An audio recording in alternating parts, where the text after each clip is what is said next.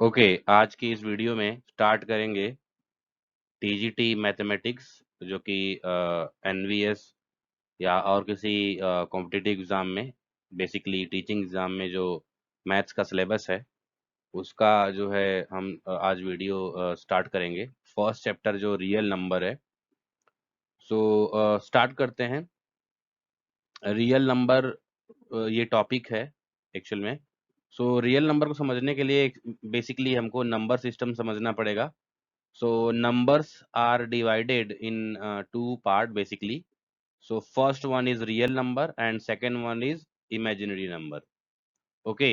So real number and imaginary नाम से ही लग रहा है real means something real means जिसका कुछ actual value हो, right? Real means जिसका कुछ actual value हो. So ये कह सकते हैं कि real value. But imaginary number means जो लिखने में मीन्स लिखते तो हैं बट उसका एक्चुअल कोई वैल्यू इन द सेंस नहीं होता। For example something upon zero, right? So it is called not defined. और if any number within square root, if any square negative number within square root, so that will be also kind of imaginary number. So instead of this 2 3 format, इनके अलावा जो जितने भी number होते हैं वो सब क्या होते हैं? Real number. Okay, all the numbers except imaginary format is called real number. So ये रियल नंबर है जिसको हमको इस चैप्टर में पढ़ना है। मीन्स वो सारे नंबर्स इस चैप्टर में आएंगे जो जिसकी वैल्यू रियल हो। Only something upon zero means इस फॉर्मेट का, और any number within square root, any negative number within square root, ये दोनों टाइप के फॉर्मेट नहीं आने वाले। अदरवाइज उस जितने भी नंबर्स है वो रियल नंबर होते हैं, वो इस चैप्टर में आएंगे। And now real number further divided into two parts: rational number, which is denoted by Q, and second one is irrational number, which is denoted by P. So rational and irrational. Rational number, the number which can be written in the form of P by Q, where Q is not equal to 0. So that is called rational number. ऐसा number जिसको P by Q के form में लिख सकते हैं जिसमें Q 0 नहीं होना चाहिए, तो ऐसे नंबर को बोलते हैं rational number. And just opposite to that, the number which cannot be written in the form of P by Q is called irrational number. So for example, root 3, root 2, these are irrational number. Okay, these are the example of irrational number. Okay, irrational number. Okay, now rational number also further divided into 3 to 4 parts. Number one, natural number. Natural number means the number which are used to count anything, and this number start from 1 2 3 4 5 6 7, right? नाम से ही पता चल रहा है natural है, जो कि counting में प्रॉपर यूज होता है। तो ये नंबर 1 से स्टार्ट होता है actually. Whole number actually natural number में अगर आप 0 ऐड कर दो, so that will be called whole number. Okay, 0 1 2 3 4। Integers, all the negative positive and zero, इसको क्या बोलते हैं? इंटीजर्स। इसको जेड से डिनोट करते हैं। And also there is fraction number. Fraction means ये भी पी बाई क्यू के फॉर्म में होता है, but there will be a denominator and numerator, and denominator will divide the numerator in fraction like 1/2। तो ये होल नंबर नहीं है, ये प्रॉपर 0.5 आएगा। तो इस टाइप के जो नंबर्स होते हैं उसको बोलते हैं फ्रैक्शन नंबर। नेक्स्ट टॉपिक है representation of natural number and integer on number line. तो ये बहुत ही इजी है। एक स्ट्रेट लाइन होता है जिसमें मिड जो होता है, mid point, that is 0। And right hand side में क्या होता है? Right hand side positive number and left hand side negative number, right? So this is the format where 1 2 3 these are natural numbers and all other numbers including negative are known as integers. इसमें ये जो 1 2 3 4 है ये क्या होते हैं? Natural number. और सब जो ज्वाइन करके उसको क्या बोलेंगे, इंटीजर, जेड। ओके, सो ये बहुत इजी है, representation of natural numbers and integers. And one more thing, इसमें जो स्केल है प्रॉपर होना चाहिए, लाइक अगर 1 सेंटीमीटर का डिस्टेंस है 0 और -1 के बीच में, 0 और 1 के बीच में भी 1 सेंटीमीटर होना चाहिए। सो ये एक बेसिक टॉपिक है इसमें।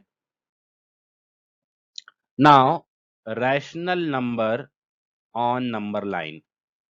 सो rational number on number line, for example 1/3, ये एक रैशनल नंबर है। इसको अगर आपको नंबर लाइन पे ड्रॉ करना है तो कैसे करेंगे? See, basic rule is just divide the denominator. See, numerator is 1, denominator is 3। So जो डिनोमिनेटर होता है उसी को हम जो है पिकअप करते हैं, पिक करते हैं। एंड 3 जो है, अभी यहाँ पे 3 है, तो 0 और 1 के बीच में इसको कितने पार्ट में डिवाइड कर देंगे? 3 पार्ट्स। जितने डिनोमिनेटर होते हैं उतने ही पार्ट होता है। तो 3 पार्ट में डिवाइड करने के लिए कितने पॉइंट लेने पड़ेंगे? 2। सो 0 और 1 के बीच में देखो, येलो से ये ए और बी, 2 इसमें पॉइंट लिया, तो टोटल कितने पार्ट हो गए? 1 and 2 and then 3 parts. So basically 1 2 3 parts में हमने डिवाइड कर दिया 0 और 1 के बीच में। सो डिनोमिनेटर जो भी होता है उसी हिसाब से हम पार्ट्स में डिवाइड करते हैं। नाउ अब क्या करेंगे? जो डिनोमिनेटर है, डिनोमिनेटर, उसके हिसाब से हमने डिवीजन कर लिया पार्ट का। अब हम क्या करेंगे? Now we will go to numerator. Numerator में कितना है? 1। सो 0 से, अब 1 है, +1 है, तो राइट हैंड साइड जाएंगे। Plus means positive, means right hand side, negative means left hand side. So +1, so right hand side 1 point count करेंगे, and this is nothing but A. So A denotes 1/3, right? This is the representation. Very easy. So basically concept क्या है? जो आपका ये denominator है उसके हिसाब से पार्ट से डिवाइड कर देंगे, और उसमें जो न्यूमरेटर है उस हिसाब से एक नंबर काउंट करेंगे। नंबर काउंट करते हैं मीन्स पॉइंट काउंट करते हैं, और वो सब पॉइंट भी काउंट करेंगे इसमें जो हमने ड्रॉ किया रहेगा, मीन्स 0 और 1 के बीच में। Similarly moving to the point, second question, n equal to 2 and d equal to 5। So d equal to कितना है? 5। सो 0 और 1 के बीच में देखो कितने पार्ट हमने कर लिए? 1 2 3 4 5। So total 5 part, and numerator कितना है? 2। सो यहाँ से काउंट करेंगे 2, right? So b is nothing but 2/5। Okay, next 8/5। So basically हमने देखो 5 5 पार्ट्स काउंट किए, एंड न्यूमरेटर में कितना है? 8। सो 8 काउंट करके जाएंगे। So here is the 8, g। Actual में g है 8 यहाँ पर। सी, 1 2 3 4 5 6 7 8, 8 काउंट करके जाएंगे। तो this is 8/5। Okay, so I hope ये क्लियर हुआ होगा, बहुत ही इजी है। Okay, next, representation of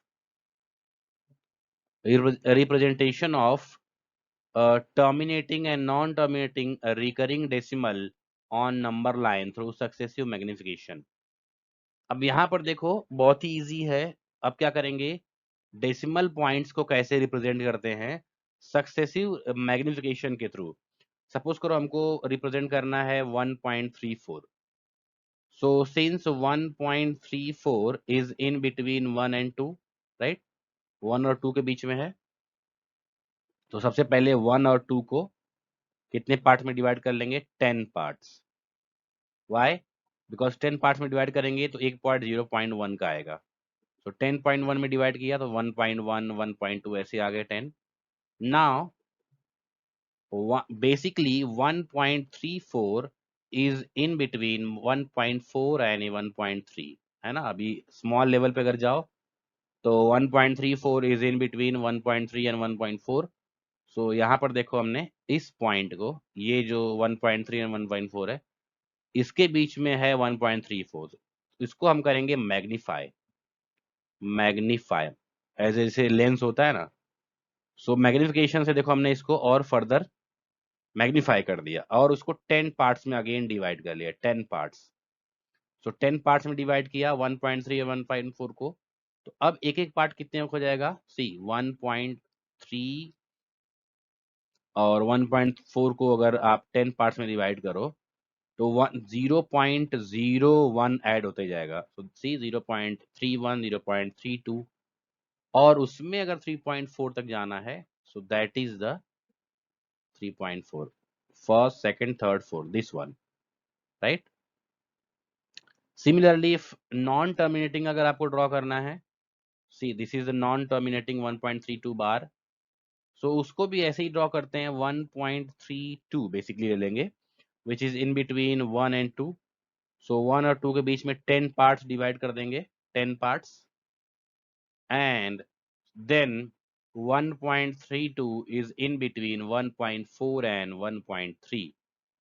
So 1.3 and 4 के बीच में again 10 parts, and then we will go to 1.32, this one, right? So this is called successive magnification. Okay. Next, rational numbers as recurring terminating decimal.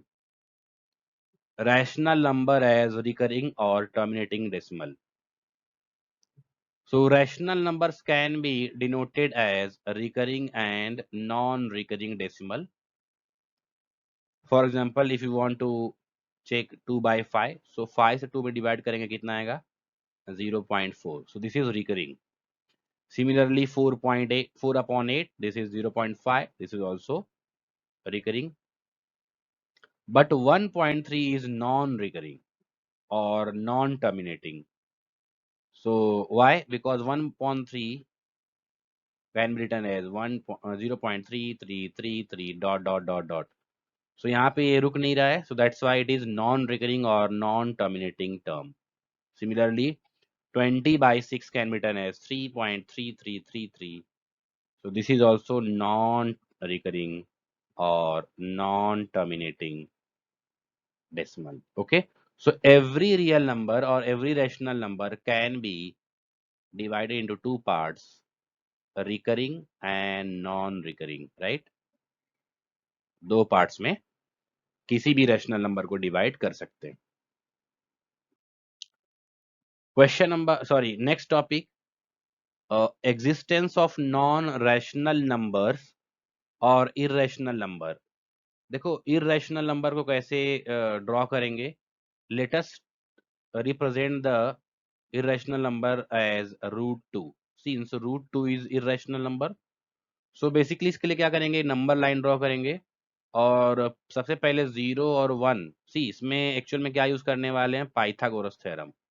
सो अगर आपने base और height दोनों ले लिया 1 1, सो hypotenuse will be √2, है ना। देखो hypotenuse square equal to base square plus height square, और यू कैन से एडजेसेंट, यहाँ पे एडजेसेंट यूज कर लेते हैं। So hypotenuse and square equal to base square plus adjacent square.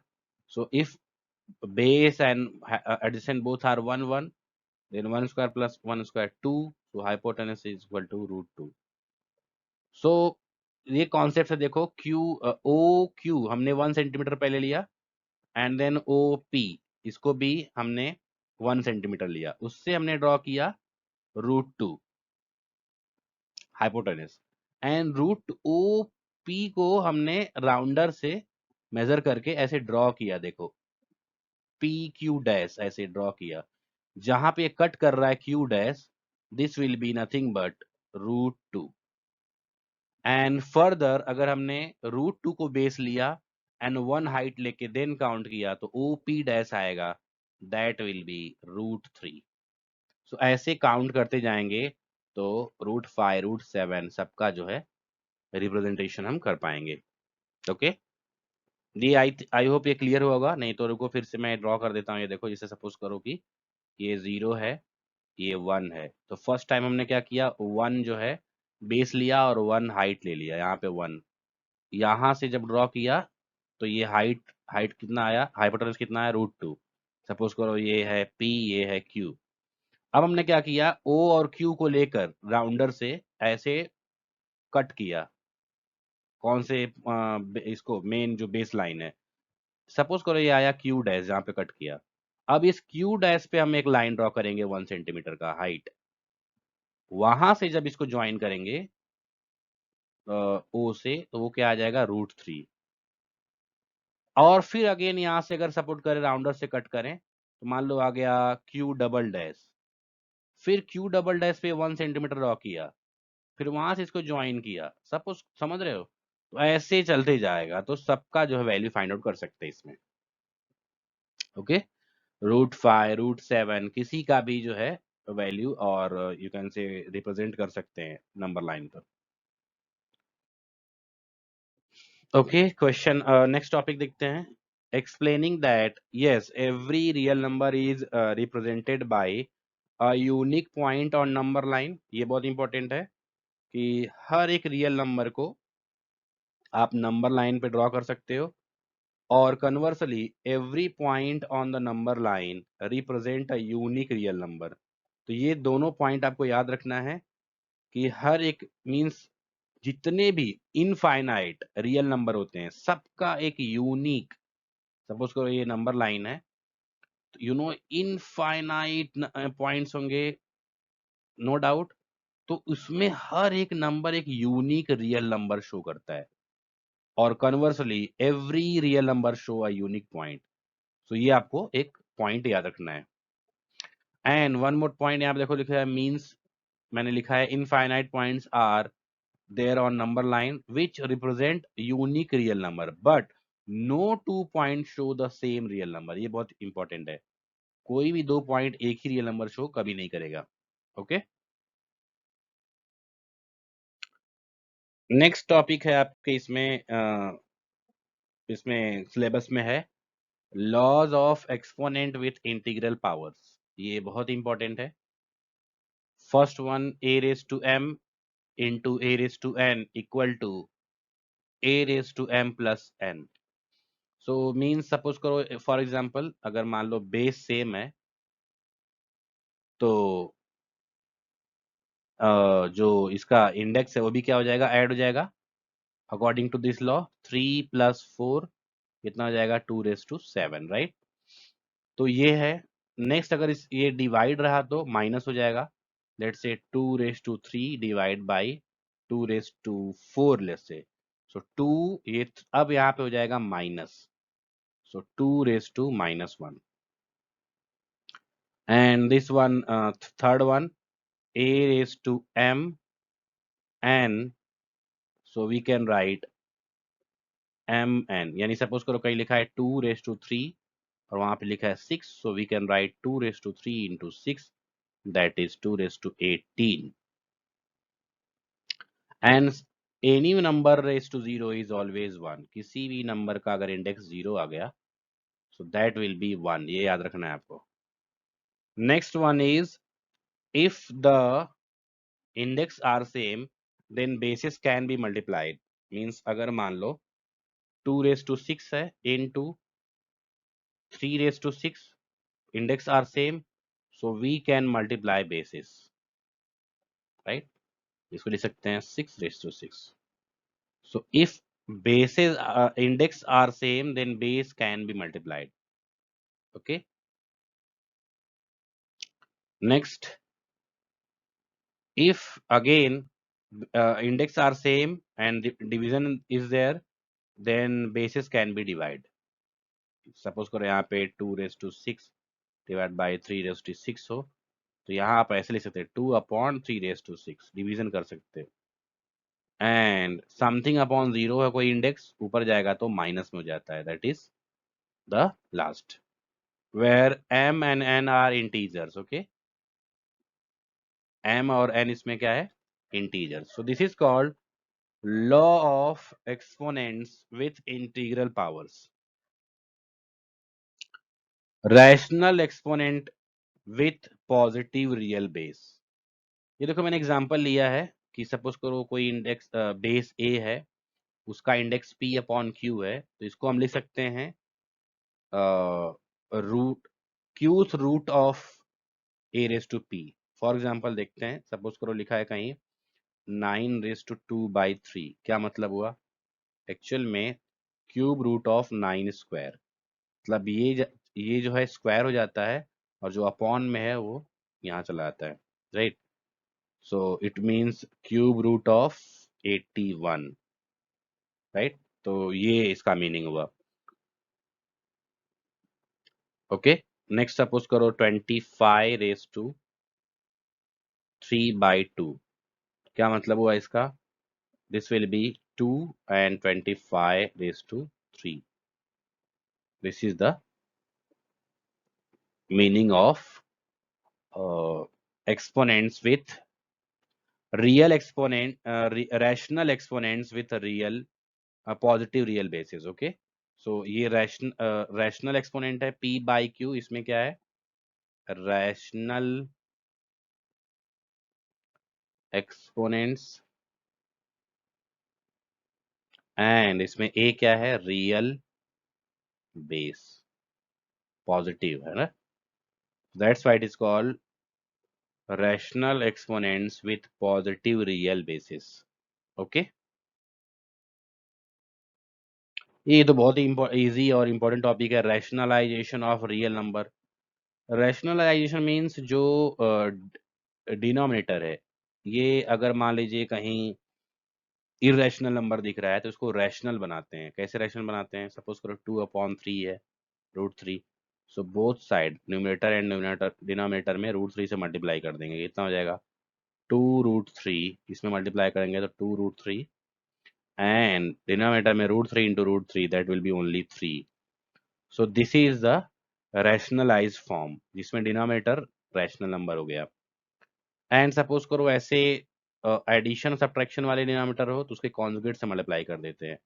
Suppose यहाँ पे 3 - √2 हो जाएगा, 3 माइनस, यहाँ पे हो जाएगा 3 - √2। जब आप डिनोमिनेटर मल्टीप्लाई कर रहे हो तो न्यूमरेटर में भी करना पड़ेगा, तो ये तो ऐसे ही हो जाएगा 3√3 - 2। यहाँ जो अब फॉर्मूला अप्लाई हो जाएगा a² - b² का, तो 3² - √2²। So this will be 3√3 - 2, 3² 9, √2² 2। तो बेसिकली हो जाएगा 3√3 - 2/7। So this is the rationalise form. अब ऐसे ही देखते हैं इसका 5/1 का। सो आई होप ये आपको समझ में आया होगा कैसे करेंगे। 5/1 - √2 मल्टीप्लाई कर देंगे, है ना, उसके कॉन्जुगेट से, तो जो भी इसका आंसर आ जाएगा वो रैशनलाइज फॉर्म होगा। सिमिलरली इसमें कर देंगे मल्टीप्लाई,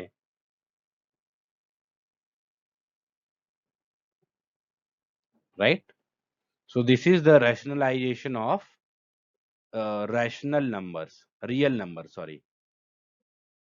ओके, सो इसमें आपको ये ध्यान रखना है। सपोज नोट यहाँ पे मैं लिख देता हूँ, first check whether denominator is irrational number, if yes, then try to make it rational number, right. ये मेन टॉपिक होता है कि डिनोमिनेटर को इरेशनल से रैशनल बना लेना है by multiplication, multiplication of same number और its conjugates. Okay, so conjugate से या उसी से मल्टीप्लाई करके उसको रैशनल नंबर बना देना है। ना very important topic, Euclid's division lemma, बहुत इंपॉर्टेंट है। देखो इसमें क्या बोलते हैं, given to positive integers a and b such that if a is greater than b, then there exist two integers q and r such that a equal to qb plus r, where q is dividend, sorry, a is dividend, q is quotient, b is divisor, r is remainder. Euclid's division lemma is basically normal division का जो concept है। जैसे कोई भी दो integers अगर आप लो, उसमें एक नंबर ग्रेटर हो दूसरा नंबर स्मॉलर हो, तो बट ऑब्वियस अगर उसको डिवाइड करेंगे तो एक रिमाइंडर आएगा, एक क्वोशंट आएगा, राइट, एक डिवाइजर आएगा। सो उसी कॉन्सेप्ट में एक सिस्टमेटिक वे में है ये, कि कोई भी दो इंटीजर्स हमने लिया जिसमें एक इंटीजर ग्रेटर है, दूसरा इंटीजर स्मॉलर है, so that greater integer can be written as, suppose the greater integer is a, so a can be written as a equal to qb plus r, right? So कोई भी number अगर आप लो, suppose करो मैंने random number लिया, मान लो मैंने लिया 6 और मैंने लिया 4, तो 6 can be return as 6 equal to 4 into 1 plus 2, right?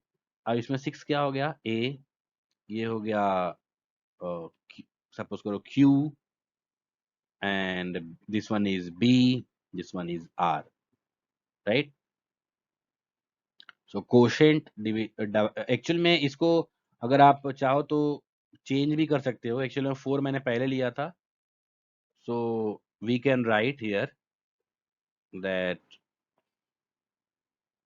4 is 4 is b and 1 is q, है ना, quotient, okay?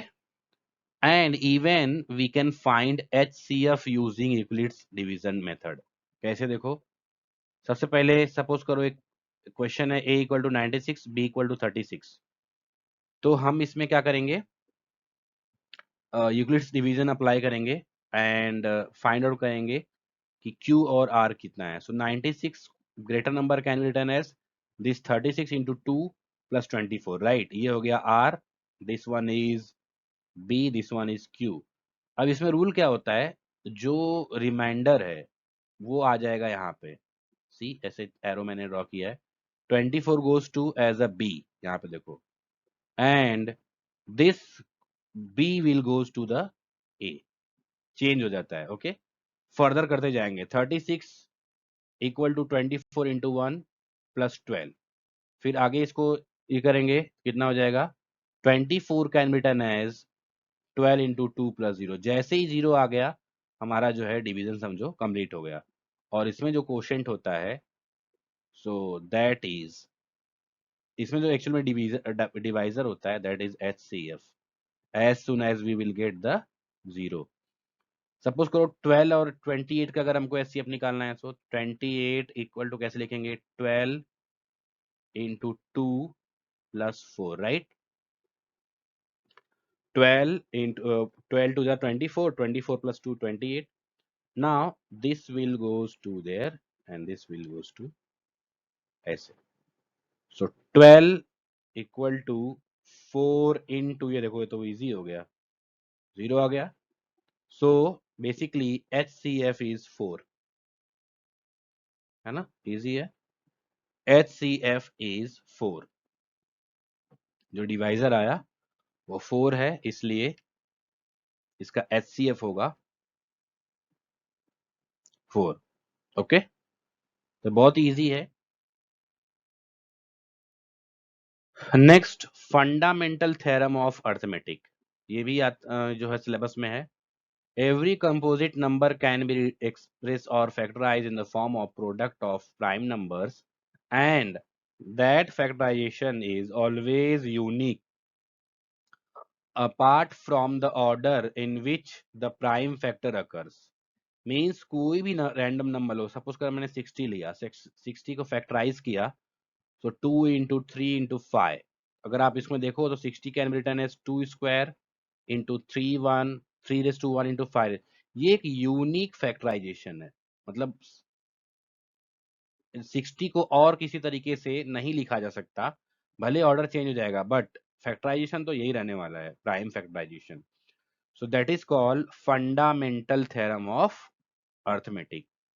सपोज करो एक और मैं नंबर लेता हूँ, सपोज करो मैंने 30 लिया, सो 2 15 जा, 3 5 जा, 5 1 जा, so 30 can be written as 2 into 3 into 5, 3, ये यूनिक कॉम्बिनेशन है ना। देखो सब इसमें प्राइम फैक्टर है, तो ये एक यूनिक कॉम्बिनेशन है 30 का, वो चेंज कभी नहीं हो सकता, या दूसरा कोई कॉम्बिनेशन नहीं आ सकता है। Okay,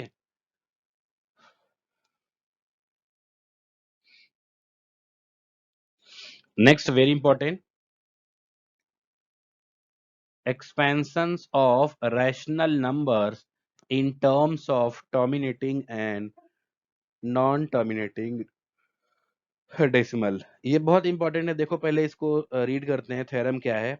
late x be a rational number whose decimal expansion terminates, then x can be written in the form of or in the terms of p by q, right? X can be expressed in the terms of p by q, where p and q are co-prime, and the prime factorization of q is of the form 2 raised to n 5 raised to m, means इसमें n और m क्या है? Non negative integers है। सबसे पहले ये समझो, आपको नहीं समझेगा ये रीड करने से।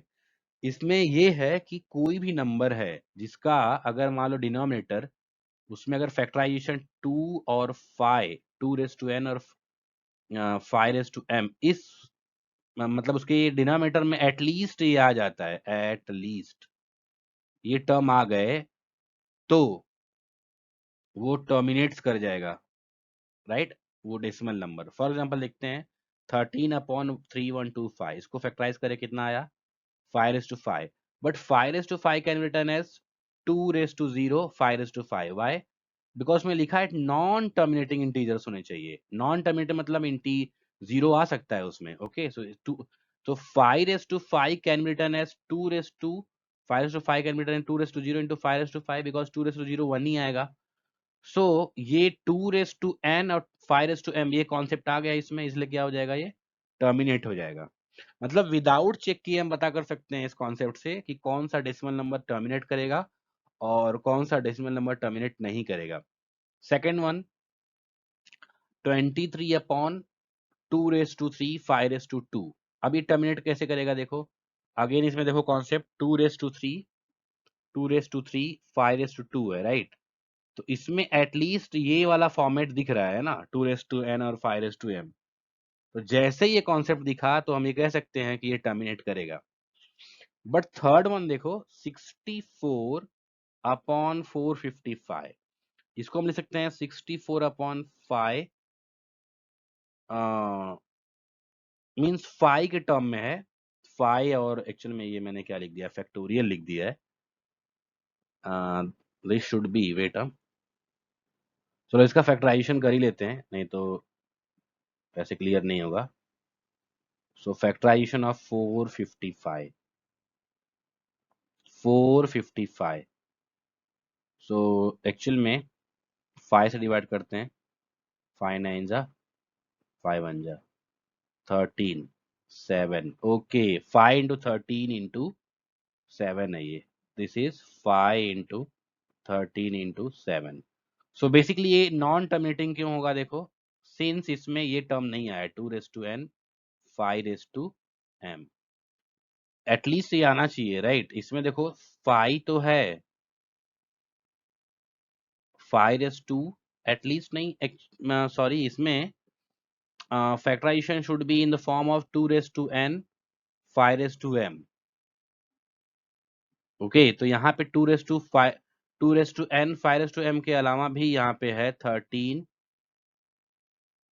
और 7, इसलिए नॉन टर्मिनेट होगा, राइट? और सेकंड वाले में देखो क्या था, इसमें सिर्फ 2 raised to n और 5 raised to m है, तो x एटलीस्ट नहीं होना चाहिए, मतलब 2 raised to n और 5 raised to m के ही इसमें होना चाहिए। अगर दूसरा कोई टर्म आ गया तो नॉन टर्मिनेट हो जाएगा। ओके, तो ये ध्यान देना है। सो बेसिकली ये कॉन्सेप्ट है कि 2 raised to m, यहाँ पर ध्यान दो, 2 रेस टू n, ये इसी फॉर्मेट माना चाहिए डिनोमिनेटर, तो होगा वो टर्मिनेट, और उस फॉर्मेट से अलग आया that will B non terminating. Okay, so I hope ये क्लियर हुआ होगा। ये चैप्टर नंबर 1 है सिलेबस का, टीजीटी का, दैट इज रियल नंबर। इसके बाद नेक्स्ट वीडियो में नेक्स्ट चैप्टर लेंगे।